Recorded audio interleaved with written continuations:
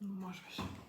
Takže čaute ľudia, dneska je prvá adventná nedeľa, ktorá sa zapaluje so sviečkami, ale teraz sa prvá adventná sviečka zapaluje, je 30. november a potom ďalšiu nedeľu zase a potom tých 4 sviečok sú všetky, tie 4 sviečky sú všetky a potom potom vtedy, keď sú už Vianoce. A teraz zapalujeme prvú sviečku. Teraz sa musíte počkať. Chyť ty. Fúkni.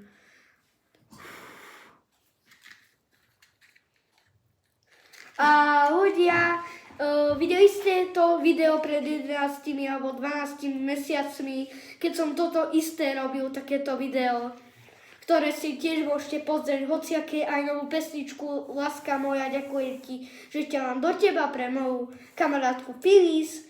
Takže si to určite môžete pozrieť a môžete mi tam napísať komentáre, odbery, lajky, povinne všetci, čo ma poznajú. Aj ty, moja kamarátka Filizke z Uzbekistanu. A tú pesničku som robil pre ňu. A teraz, počkáme teraz, kedy sa tá sviečka sama sa sfúkne a nebude už. Ale pozrite sa, aký krásny. Veniec.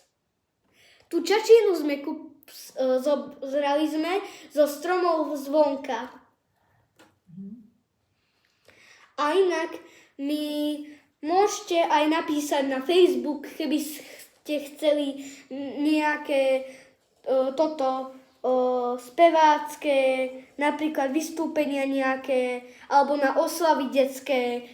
Kľudne rád prídem, je mi to jedno, kde aj do Bratislavy, aj do Anglicka, mne je to jedno úplne. Hlavne nech môj manažer, nejakého manažera nového, je moja mama. Je môj manažer.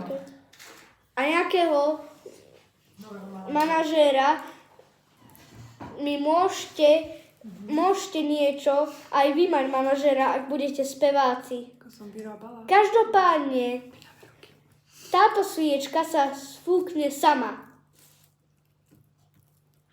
Počkáme trošku a už sa nám vypína i video. Tak sa každému pozdravujem. Takže tak sa majte, pozdravujte svoju mamu, dajte like a odber a napíšte mi na môj Facebook.